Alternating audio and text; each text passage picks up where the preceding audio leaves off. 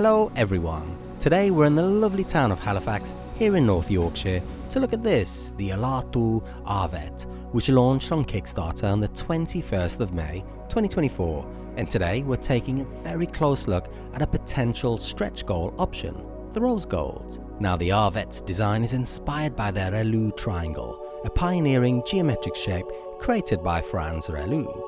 This shape maintains a constant width when rotated, making it useful in various applications such as mechanical engines, but it's also seen in many architectural windows across the world.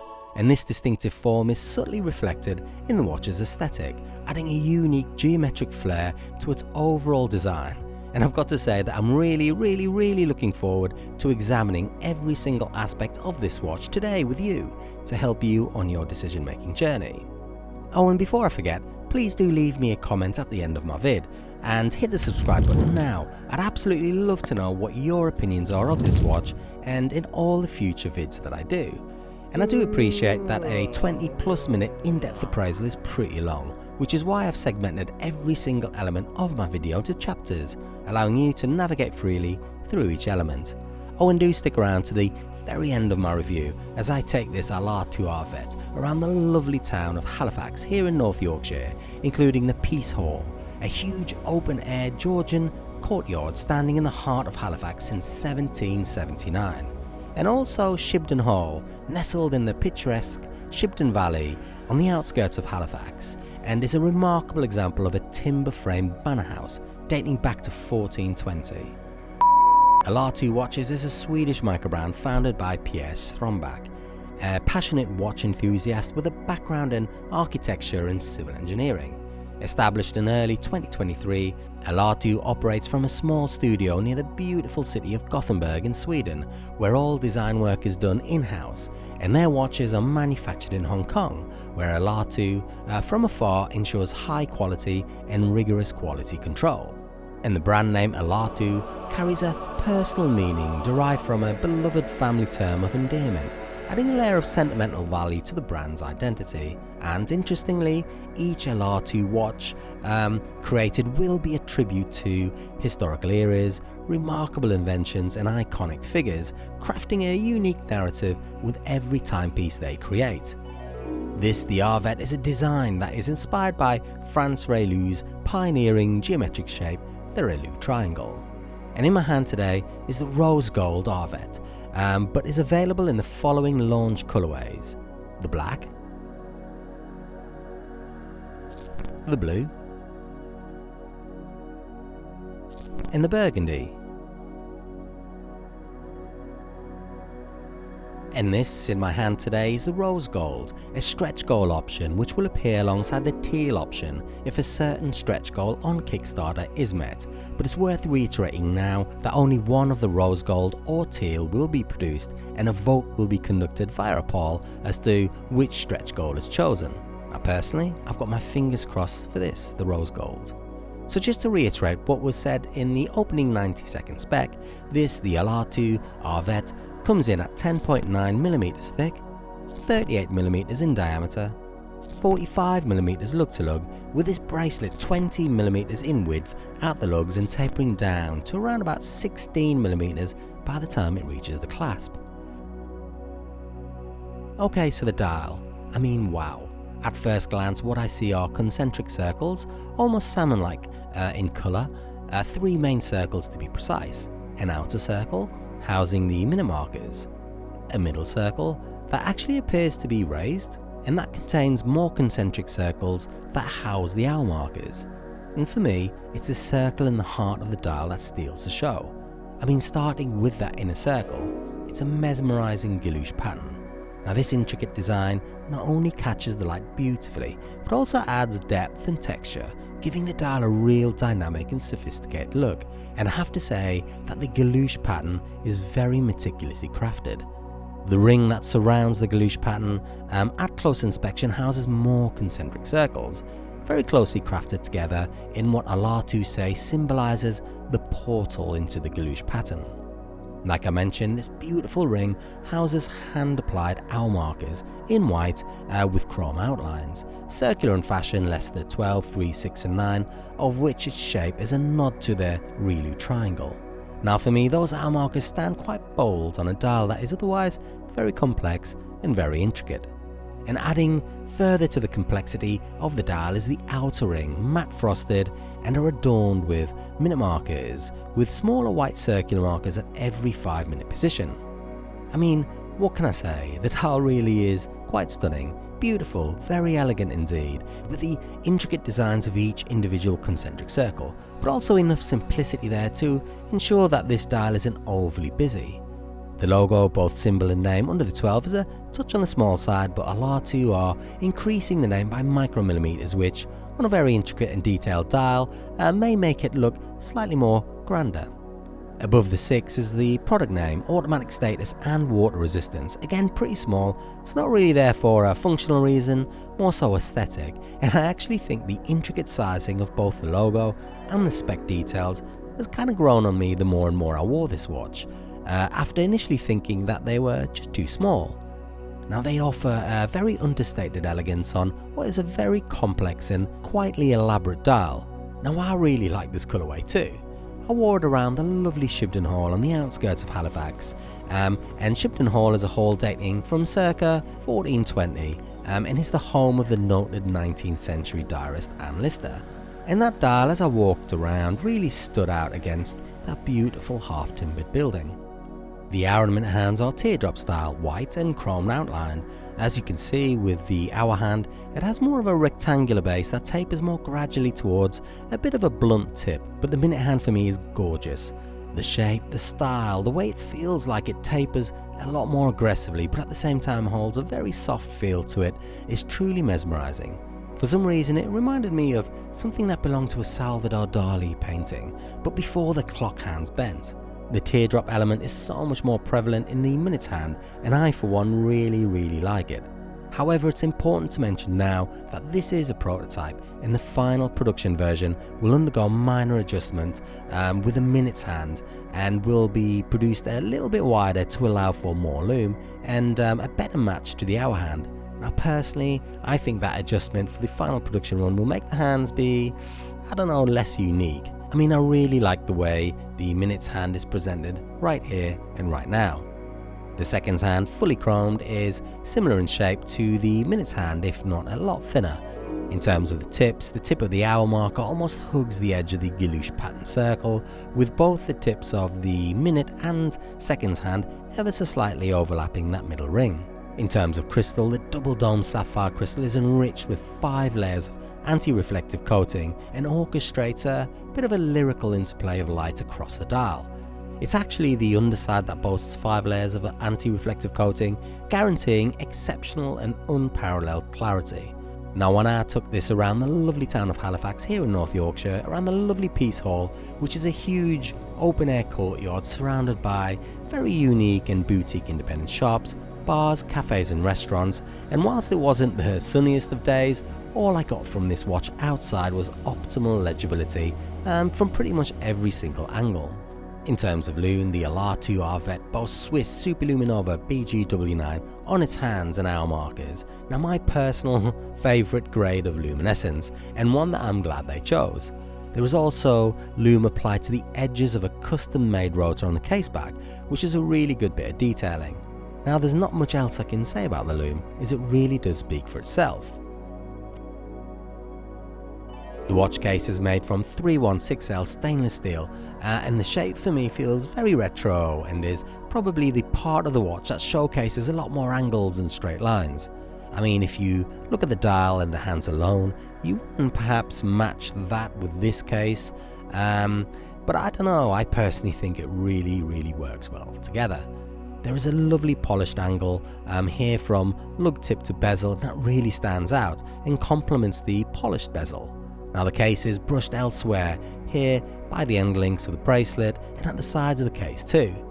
The brushed element kinda complementing the retro style of this angular case, but the polished elements really complementing the elegance of that dial.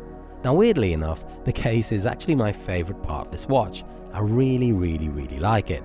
The crown is a semi-integrated screw-down crown with engraved logo, the shape of which is octagonal, and I'm glad they went for a angular shaped crown to better complement the case as opposed to a circular, I don't know, say coin-edged crown. I mean, for me and my own personal preferences, it does protrude ever so slightly.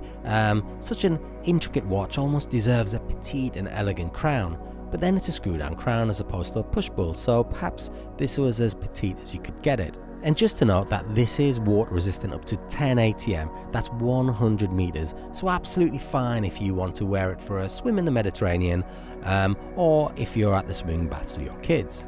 The bracelet is made from 316L stainless steel, 20mm in width here at the lugs and tapering right down to a pretty slim 16mm by the time it reaches this clasp. It sports solid and curved H-links, the H of which are brushed with a middle link in rose gold, and those rose gold middle links adorns the bracelet all the way around. Now the removable links are secured with screws, allowing for effortless length adjustment, and thanks to the drilled lugs on the case, swapping the bracelet for a strap is incredibly simple. Just press a pin into the hole and detach. The clasp is perhaps at first glance on the large side, but that's because it does sport micro just on the fly, so one thing that will guarantee you with this clasp and this bracelet is an optimal fit on your wrist. From an aesthetic point of view, there may be some that would have preferred a butterfly clasp, me included, and I say that just because this bracelet is pretty cool, right? So it would have been really nice to have had this two-toned H-link bracelet featured all the way around the entire wrist. Saying that, that would probably have come at the price of a perfect fit, and this clasp will certainly give you that. I mean, don't get me wrong, it's pretty cool, feels pretty premium, and I actually really like the engraved logo. However, the only problem is with logos that are displayed vertically like this is that it appears upside down for me and the few others that wear their watches on their right wrists. Now I wear them on my right wrist because I'm left-handed, and yes, we are a very small proportion of the population, but if you're like me, that would really bug me. It's important to mention that this is a prototype and the final production version will undergo a minor adjustment. The end links will be modified to incorporate a rotating center link, rendering them female. Now this adjustment aims to ensure a better fit on smaller wrists. But look, overall, the bracelet really is lovely. Now when I wore it in a lovely little, and dare I say quite quirky little bar here in North Yorkshire whilst I did a bit of work on this review over a brew, there was a cool interplay of light that bounced around the bracelet and more so the case. It really was pretty cool. I mean, interplay of light is something that this watch achieves very well. The movement is a Miyota 9039, a true no-date movement, 24 joules, 28,800 beats per hour, 42 hours of power reserve, hand-windable hacking seconds. A member of the 9000 family of movements, this caliber features very heavily on my channel. In fact, I think pretty much half of the watches I review has a 9039 inside of it. It is, as I've said in those reviews, part of Miyota's premium automatic line, and one that is very much loved by watch enthusiasts and microbrand lovers across the globe. And that brilliant movement sits behind this screw-down exhibition caseback, which showcases a custom rotor with custom CNC carved galoche pattern and luminescent corners. The rotor is of course a nod to the reload triangle, but in gold. Now I have to say that this is one of the best customized rotors I've ever seen. I recall probably the rotor on the Vallimore Aurora of Arthur, watch that I reviewed as the best ever, but this is definitely a close second. It gives this watch a bit of a hidden bling. I mean, it's in gold, unnecessarily sports luminescence, and is just cool. Now I like it when watch brands do that. They care about the experience you have on your wrist just as much as the design and aesthetic of what everyone else sees on your wrist. The rest of the caseback is pretty cool too, and it's engraved with technical details and the text inspired by the Relu triangle. And speaking of on the wrist, on my 7.5-inch wrist it wears, well look, what can I say, it wears absolutely beyond perfectly.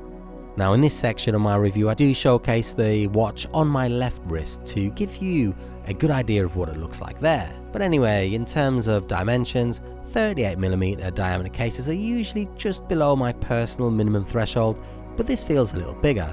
I think the rectangular feel of this case gives a larger impression and feel on the wrist. 45mm lug to lug helps too, and this may sound a little odd, but it sits nice and flat on my wrist. It's one of those watches that, at a glance or from afar, you know that it looks pretty premium, and it has some complex elegance on the dial. So basically, when it catches your eye during the day, when you're out and about, or when you read the time very briefly, you feel like you've got something special on your wrist. But it's when you inspect this closely that you really begin to appreciate its design. Now I just love watches like that, whereby you can read the time, but then sit and stare. Now this is a sports watch, but I also see it as a bit of a garter watch, and could probably also dress up and go with a good pinstripe suit if you wanted a bit of flair to your formal attire, but equally comfortable in your casuals. Now I walk around the lovely town of Halifax wearing black jeans, a dark tee and Nike Air Force Ones. I mean, what else do I wear? And I think it fitted really well, if not a touch too dressy on the wrist, then very casual attire, particularly with this two-tone bracelet. In terms of price, this was launched on Kickstarter on Tuesday the 21st of May with a super early bird rate, which will have now expired, an early bird rate which is, as of today, Friday the 24th of May, still valid up to its threshold of 50 in terms of quantity available, and that rate is 4,616 Swedish krona, which equates to around about 431 USD, 340 Great British pounds and around about 397 euros, with that rate going up to 4,904 Swedish krona, approximately 458 USD, 361 Great British pounds and 422 euros, and those prices include free worldwide shipping and a 1-year warranty. But please do remember that this colourway is a stretch goal colourway and will only be active if the Kickstarter campaign reaches its target of 91,000 USD worth of backers. A quite tall and ambitious stretch goal, and one that I really hope will happen, because this watch, this colourway, needs to be out there in the wild.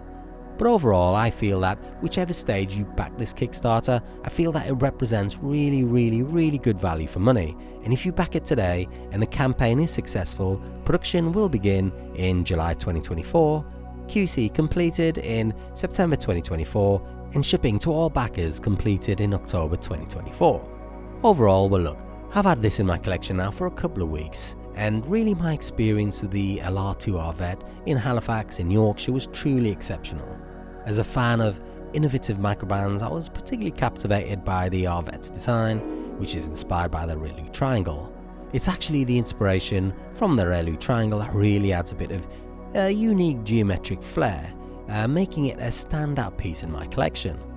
The dial in particular is mesmerizing with its concentric circles and intricate gouache pattern, beautifully complemented by elegant hour and minute hands, and add to that a really nicely designed case, and those particular elements stood out as a highlight for me, offering a dynamic and sophisticated look on my wrist that really had that premium feel too. I really do like this watch. I like Pierre too. We chatted a lot over the last 4 months or so, and it's evident that he has a passion for horology, a huge passion for this brand and model, but also with a background in architecture and civil engineering, and boasting a master's degree in civil engineering too. Pierre should be proud. He has successfully designed a timepiece that beautifully combines technical precision with artistic creativity.